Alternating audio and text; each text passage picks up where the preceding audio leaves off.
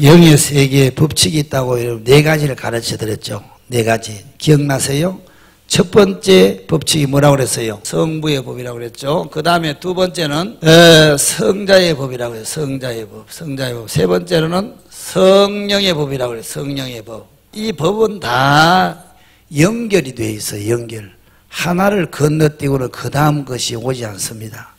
첫 번째 만나야 될 법이 성부의 법이고, 두 번째 성부의 법을 만나서 자기 자신을 보고 애통하고 정말 공고한 사람이로다 하고 회개하는 자에게 두 번째 성자 하나님이 우리에게 나타나셔서 그 죄를 사하여 주시고, 아멘, 우리를 붙잡아 주신단 말이에요.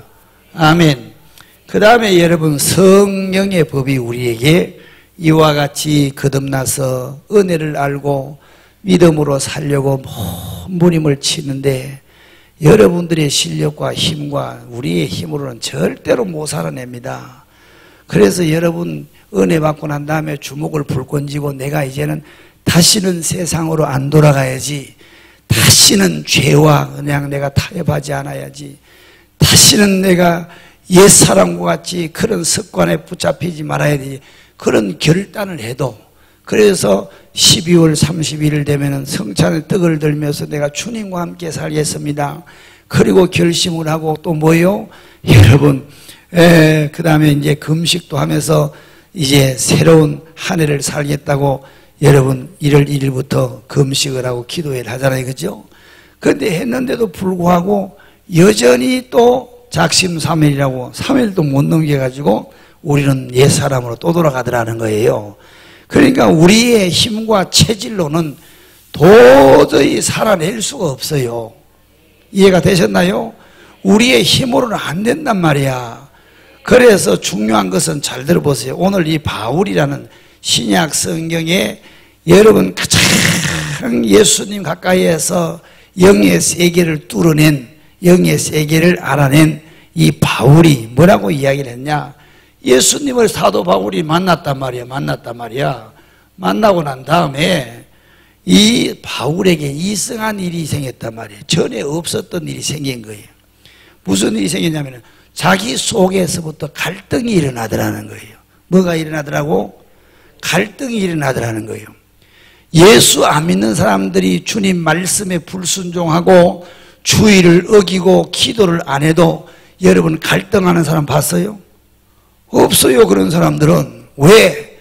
그러니까 몸도 혼도 영도 다 하나이기 때문에 갈등할 요소가 없어.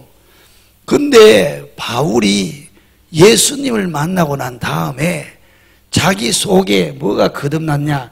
이 영이 거듭났는데, 영이 거듭났단 말이야. 영이 뭐가 거듭났다고요? 요 영이 거듭났단 말이야. 아멘. 내 영 속에 예수님이 오셔서 내 영과 뭐가 되냐? 접붙이기가 되냐? 내 영이 예수님으로 해서 소생 거듭났단 말이야. 이해가 되셨죠? 그리고 난 다음에 바울 속에서 막 전투가 벌어진 거예요. 주님 말씀을대로 살겠다고 했는데 못 살아내니까 이 속에서부터 너 왜 그렇게 사냐 하고 막 충돌이 벌어졌는 거예요. 이해가 되셨어요?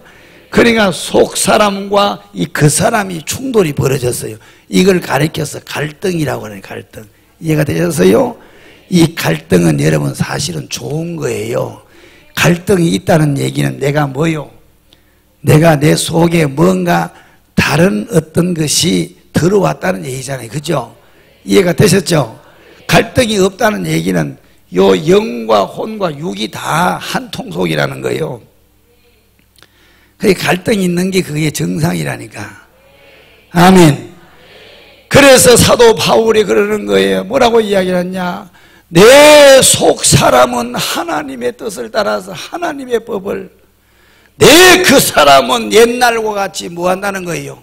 육의 법을 따르려고 하는 그 두 충돌이 벌어져 가지고 바울이 뭐라고 했냐? 오라, 나는 공고한 사람이로다. 괴로운 사람이란 말이에요. 오라, 나는 괴로워서 죽겠다. 이 사망의 몸에서 누가 나를 건져낼 수가 있으랴. 바울이 이런 괴로움이 있었다는 거.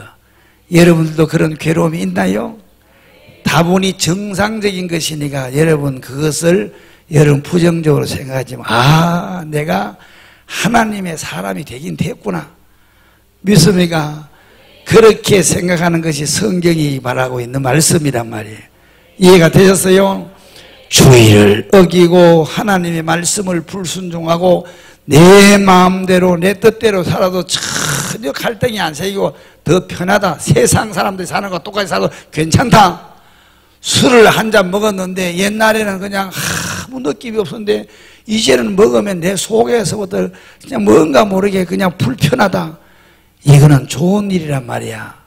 근데 내가 세상 살던 방식으로 그냥 그렇게 살았는데 불구하고 전혀 그런 갈등도 없고 그냥 옛날과 똑같다. 네 속이 아직도 거듭나지 못했다는 증거란 말이에요. 이해가 되셨나요? 그래서 여러분 바울처럼 오라 나는 공고한 사람이라는 말을 수도 없이 많은 사람들이 많아요. 자, 구약 성경에 보면 그런 사람들이 참 많습니다. 엘리야가 대단한 사람이잖아요. 그죠? 엘리야가 이세벨의 아내가 이세벨이 자기를 죽이려고 막 달라들었을 때에 이 엘리가 로뎀 나무 아래 도망을 가서 앉아 있다가 하나님 차라리 뭐라고 했습니까? 나를 죽여주세요. 나를 죽여주세요. 그렇게 여러분 하나님 불같은 하나님의 사람도 연약함을 볼 수가 있잖아. 이해가 되셨나요? 여러분 중세시대에 종교개혁을 일으켰던 마틴 루터 여러분 유명하죠? 이 루터가 종교개혁을 하다가 가톨릭의 어마어마한 여러분 그 철웅성과 같은 그런 여러분 그 성에 부딪혀서 사제와 가톨릭이라는 그 단체에 부딪혀서 이 루터가 도저히 자기 힘으로 안 된다는 것이 부딪혀서 낙심하고 있을 때에 이 루터도 벌써 낙심을 하잖아. 근데 자기 아내가 그 루터의 전기를 보면 아내가 상복을 입고 와가지고 땅을 치면서 곡을 해요. 루터가 그냥 이제 낙심해가지고 자기 방에 서재에 앉다가 바깥에서 통곡하는 소리를 듣고 나가봤더니 자기 부인이 뭘 입고 상복을 입고 우는 걸 보고 우리 집에 무슨 일이 났느냐고 무슨 일 있냐고 그랬더니 루터의 아내가 뭐라고 그러는지 아세요? 하나님이 돌아가셨다고. 하나님이 돌아가셨다고. 그러니까 루터가 그냥 벌컥 화를 내면서 하나님이 왜 돌아가시냐고 하나님이 왜 돌아가시냐고 팍 그렇게 아내를 향해서 언성을 높이면서 루터가 하는 말이 하나님이 돌아가냐고. 그러니까 루터의 아내가 하나님이 안 돌아가셨으면 어떻게 당신이 그럴 수가 있냐. 그래가지고 루터가 다시 벌떡 일어났대. 전기에 보면 나와 있어요. 그러니까 우리 앞에 있었던 숱한 신앙의 대가들도 여러분 그런 갈등과 고통과 고뇌가 있었다는 사실을 잊지 않기를 축복합니다. 여러분들도 신앙생활하다 이 고뇌가 다 있다고 이런 갈등이 다 있단 말이에요. 갈등이 있는 건 정상이란 말이에요. 알겠어요? 그러면은 성도가 이 갈등에서부터 벗어날 수 있는 것은 뭐냐? 우리가 예수님을 만나기 전에는 여러분 몸과 혼과 영이 다 죽은 상태입니다. 이해가 되셨어요? 정말 인간이 가야 될 길과 인간이 있어야 될 자리를 벗어나서 인간으로서의 삶을 인간 스스로는 살 수가 없는 거예요. 그래서 하나님이 이 땅에 오셨단 말이에요. 하나님이 이 땅에 오신 그분의 이름이 뭐예요? 예수란 말이에요. 예수. 그 예수가 이 땅에 오셔서 그 예수님을 우리가 뭐 하면은 영접한다는 것은 마음에 여러분 받아들이게 되면은 내 속에 있는 영이 예수님과 뭘 하는 거예요? 하나가 돼서 예수님으로 인하여서 내 영이 뭐 하는 거예요? 거듭나는 거예요. 살아나는 거예요. 다시 말하면 이걸 신학적으로 중생한다 이렇게. 그러니까 사람으로서의 태어나서 사람이 태어난 것도 가요. 그래서 이거는 그걸 니고데모가 그랬잖아. 내가 이 나이에 부모님 태중에 다시 들어갔다가 태어나란 말입니까? 아니다. 물과 성령으로, 다시 말하면 말씀을 듣고 성령으로 거듭나면은 여러분 이 사람이 새롭게 태어나는 것이다. 이렇게 말씀을 했단 말이야. 그러니까 하나님 말씀을 듣고 하나님 말씀을 내 안에 받아들이고, 아멘. 그 하나님의 아들 예수가 내 죄 때문에 십자가에서 내 죄값을 지불하셨다. 내 죄를 토설해내고 그 예수님을, 죄 없으신 그 예수님을 내 마음속에 받아들이게 영접하게 되면은 내 영이 내 마음속에 받아들이는 그 순간에 성령이 우리를 새롭게 고친단 말이야. 새롭게 살린단 말이야. 그래서 이 성령이 다른 말로 무슨 법이라고 했어요? 생명의 법. 그 다음에 또 뭐라고 그랬어요? 해방의 법이라고. 생명의 법 곧 해방의 법이란 말이에요. 그래서 로마서 8장으로 넘어가면서 오라 나는 공고한 사람이로다. 이 사망의 몸에서 누가 나를 건져내랴. 예수님이 나를 살려주시는데 예수님이 내 안에 오셨음에도 불구하고 내가 예수님을 따라서 살아갈 힘이 없다는 거예요. 율법으로서 벗어날 길이 없다는 거예요. 그래서 하나님이 우리의 약함을 아시고 누굴 보내주셨다고? 성령을 보내주셨단 말이야. 그래서 성령의 법에 여러분들이 통치를 받고 이끌림을 받고 성령의 충만한 지배를 받는 것이 성도들이 사는 법이란 말이야. 이해가 되세요? 이 법이 여러분 이 법을 따라 살고 이 법의 지배를 받으면은 육신의 율법이라든가 죄의 법이 우리를 사로잡지 않아요. 믿습니까? 아멘. 자, 그래서 성경을 한번 읽어보겠습니다. 로마서 6장 14절 시작.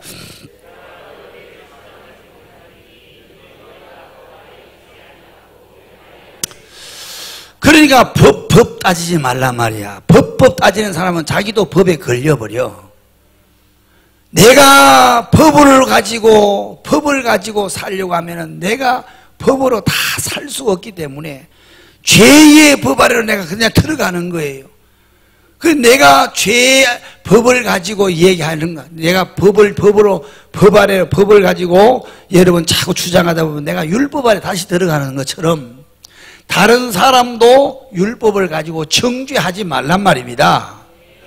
뭘 안 했다고 그냥 죽이고 막 그렇게 그냥 입에 거품을 물고 막 욕을 하고 막. 우리는 은혜로 사는 거예요. 그래서 여기 말씀을 다시 한번 읽어봐요. 15절에 시작.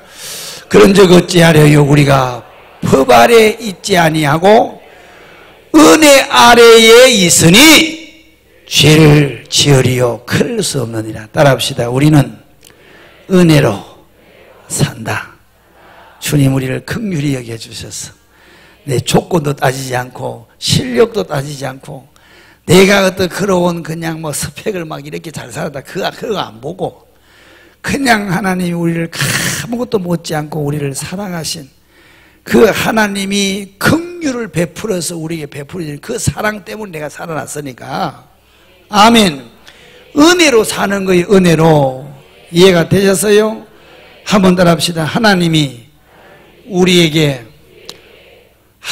우리에게 공의의 법으로만 갖고 온다면 우리는 살아날 사람이 있어요 없어요? 한 사람도 없어. 그런데 하나님은 우리에게 공의의 법으로 안 하고 뭘 갖고 오셨어요? 성자의 법을 갖고 오셨다고. 성자의 법을 다른 말로는 뭐라고 그랬어요? 은혜의 법이라고 그랬잖아. 이걸 다른 말로 속죄의 법이라고 하고 믿음의 법이라고 하고 아멘.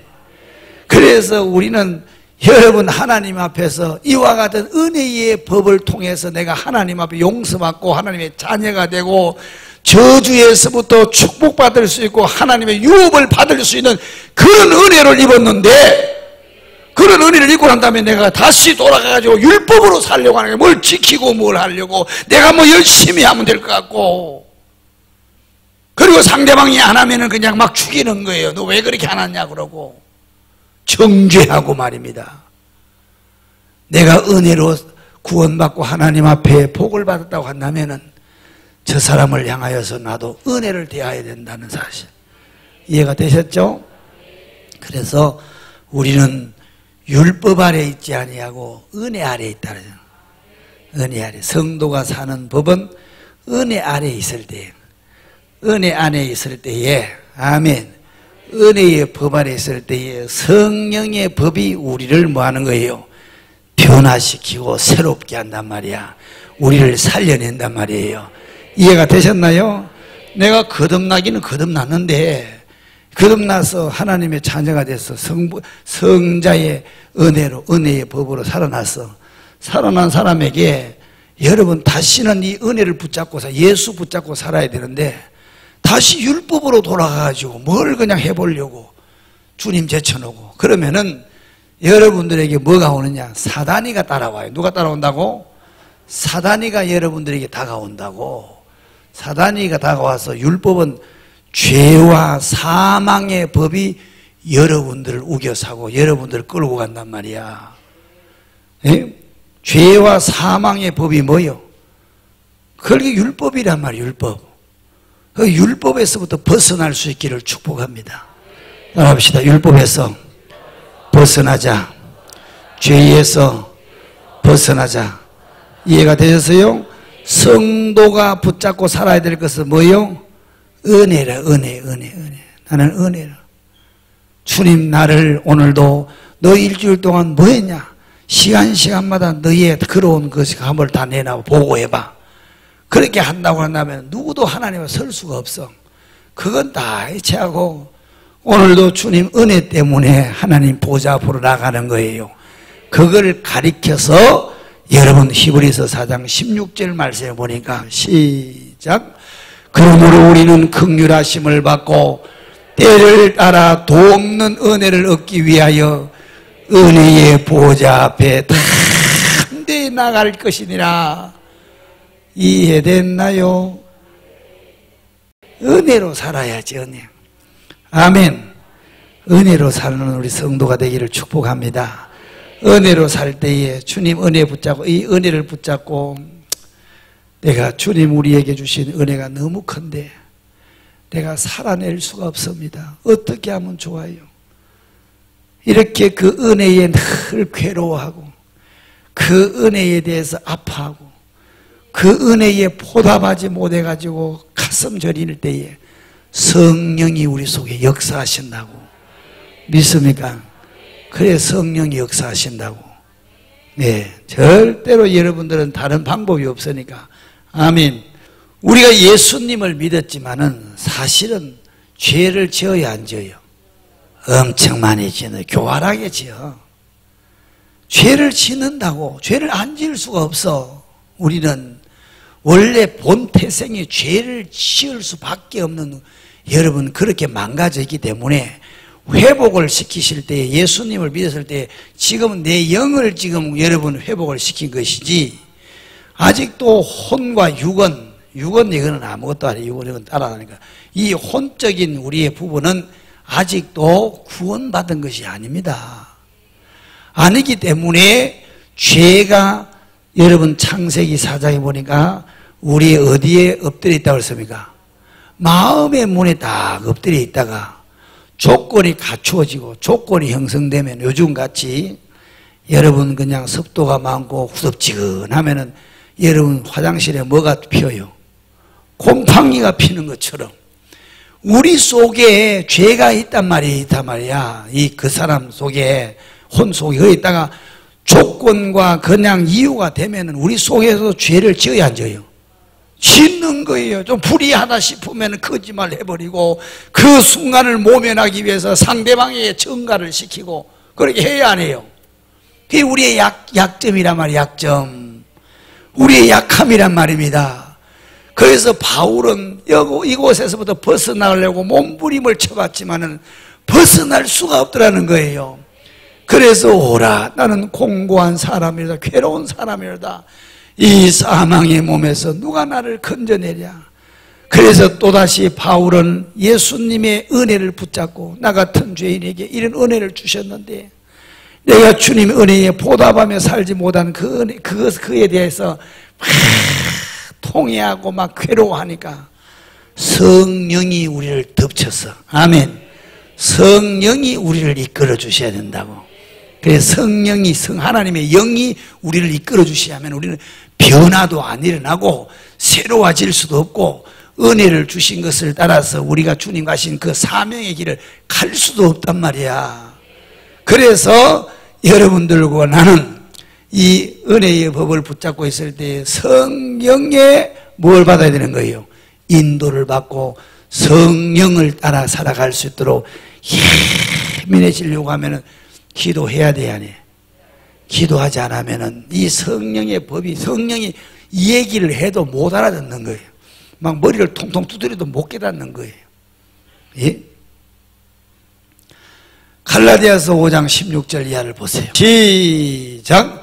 내가 이르노니 너희는 성령을 따라 행하라. 그리하면 육체의 욕심을 뭐한다? 이루지 않는다. 그러면 성령을 안 따라 살면 어떻게 되는 거예요? 육체의 욕심을 따라 사는 거예요. 내가 원하는 것을, 영이 원하는, 내 속 사람이 원하는 것을 이룰 수가 없는 거예요. 그래서 여러분 로마서 8장 3절 말씀을 보니까 우리는 할 수 없지만 하나님은 할 수 있다 그러잖아. 시작. 율법이 육신으로 말미암아 연약하여 할 수 없는 그것을 하나님은 하시나니, 한번 따라 합시다. 하나님은 하실 수 있다.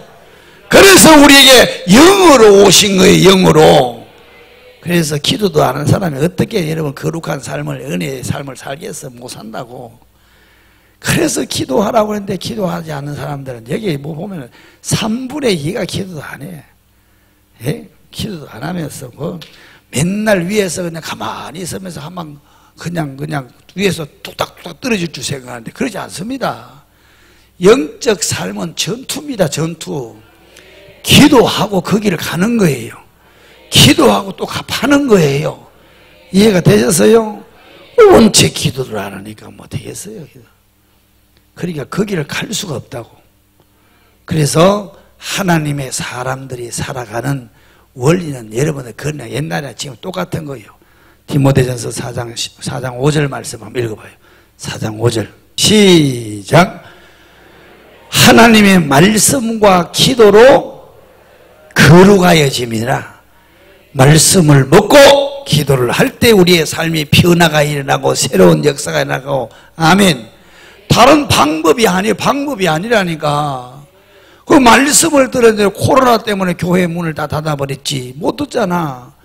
반드시 기억해야 될 것은 말씀은 이렇게 눈과 눈이, 코와 코와, 얼굴이 마주돼야 은혜가 돼요.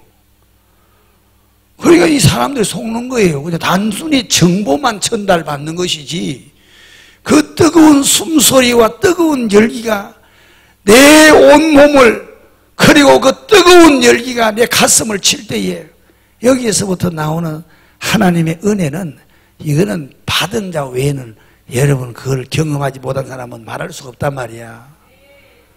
이해가 되셨어요? 예배도 현장에 가야 되고 은혜도 현장에 있어야 되고, 그냥 막 인터넷을 가지고 보면 다 죽이는 거예요. 성도들을. 같은 은혜인 줄 아세요? 예? 그래서 지식적으로 아니까 머리를 이렇게 그려. 난 다 안다 그래요. 신앙은 가슴에 젖어지고, 머리로 알고 가슴으로 젖어지고, 내 의지의 결단, 다시 말하면 삶에 적용하는 지정의가 이루어질 때에 온전한 신앙으로 가는 겁니다. 그게 이해가 되셨어요? 그러니까 함부로 막 그냥 이 세상에 지금 그냥 사람들이 말하는 그런 유행에, 여러분들이 그런 말에 유혹당하지 않길 바랍니다. 현장에 오란 말이에요. 현장에 가서 보호자의 앞에 나아가서 마음을 헤쳐놓고 여러분들이 속에 있는 것을 전부 그 보호자 앞에 토설해내고, 그 아픈 마음, 억울하고 막 그냥 한스러운 것을 사람에게 이야기하면 그 사람이 죽어요.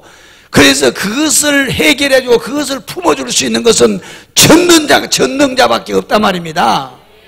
이해가 되셨어요? 그걸 내가 안고 살면 내가 화병 나서 내가 병 걸려 죽고, 그걸 그냥 풀어내가지고 막 가족들에게 막 그냥 그 짜증나는 소리를 하고 화딱지나는 소리를 하면은 가족이 괴로워서 죽는 거예요. 어디다가 풀어내야 되는 거예요? 하나님의 보좌 앞에 나와서 너희의 막 가슴에 있는 걸 토설해내라고 그러잖아. 이해가 되셨죠? 그렇게 해야 되는 거예요. 그렇게. 그러니까 은혜의 보좌 앞으로 나와서 때를 따라 돕는 은혜를 얻을 수 있는 성도가 되기를 축복합니다. 이걸 모르니까 예수 믿고 구원받는데 왜 내가 죄를 짓는 것이 현실이고, 또 이단들이 또 그래요. 구원받은 사람은 성경에 보니까 죄를 안 짓는다고 하는데 성경하고 다르잖아요. 그러니까 당신이 가짜요. 이래가지고 또 이단에 넘어가는 사람이 있어. 자, 오늘 한번 따라합시다. 성도가 사는 법은 무슨 법이요? 성령의 법, 곧 은혜의 법과 은혜의 법을 붙잡고 성령의 도움이 있어야 된다는 거 꼭 잊지 않기를 축복합니다. 생명의 법, 곧 해방의 법. 이 해방의 법에 여러분들은 지배를 받고 그 법을 따라 살기를 축복합니다. 아멘. 이 법은 은혜를 붙잡고 있는 자에게 오는 은혜예요. 믿습니까? 이 해방의 법은 성자 은혜의 법을 붙잡고 은혜를 붙잡고 사는 자에게 오는 그 다음에 하나님의 축복이란 말이에요. 이해가 되셨죠?